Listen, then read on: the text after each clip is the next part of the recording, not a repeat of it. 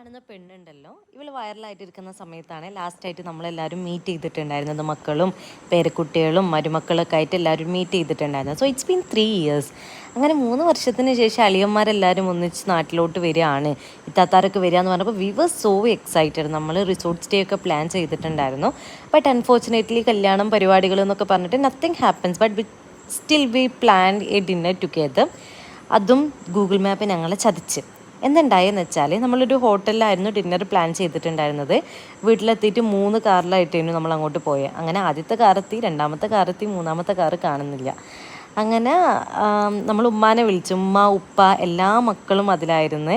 പിന്നെ റംഷിക്കയും മുഫിയായിരുന്നു അതിലുണ്ടായിരുന്നത്. അങ്ങനെ ഉമ്മാനെ വിളിച്ച് ഉമ്മ ഭയങ്കര കരച്ചിലൊക്കെ. ഉമ്മ പറഞ്ഞ് ഈ കാർ ഇതാ പോണ് എന്നൊക്കെ പറഞ്ഞിട്ട് ഭയങ്കര കരച്ചിൽ. സോ നമ്മളും ഭയങ്കരമായിട്ട് പേടിച്ചു പോകുമല്ലോ, നമുക്ക് കംപ്ലീറ്റ് സ്റ്റോറി അറിയൂല. അപ്പോൾ നമ്മൾ ശരിക്കും പേടിച്ചു.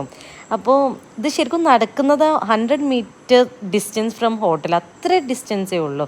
ശരിക്കും നമ്മൾ കേൾക്കുമല്ലോ മറ്റേ ഗൂഗിൾ മാപ്പ് ചതിച്ചിട്ട് പുഴയിൽ പെട്ട് എന്നൊക്കെ പറഞ്ഞിട്ട് പുഴയിൽ പോയി, അങ്ങനെ ശരിക്കും അത് റിയൽ ആയിരിക്കും എന്നൊക്കെ ഞാൻ വിചാരിച്ചു ഈ സിറ്റുവേഷനിൽ എത്തിയപ്പോൾ. എന്തുണ്ടായെന്ന് വെച്ചാൽ ഇത് ഷോർട്ട് കട്ട് പറഞ്ഞു കൊടുത്തതാണ്. ഇത് വലിയ കാറുകൾക്ക് ആക്ച്വലി ആ വഴിയിലൂടെ പോകാൻ പാടില്ലായിരുന്നു. അത് അവിടെ എഴുതിയൊക്കെ വെച്ചിട്ടുണ്ട്. ബട്ട് രാത്രിയാണല്ലോ, നമ്മളത് കണ്ടുപോകില്ല, നോക്കി പോകില്ലല്ലോ. അങ്ങനെ ഇത് 2 ഭാഗത്തും കുഴി, അതായത് നേരെ മുന്നിൽ ഒരു കൊക്കയും, അങ്ങനെ ഒരു രീതിയിലായിരുന്നു കാറ് നിന്നിട്ടുണ്ടായിരുന്നത്. പിന്നെ ക്രെയിനൊക്കെ വന്നിട്ട് അത് എടുക്കേണ്ടി വന്നു.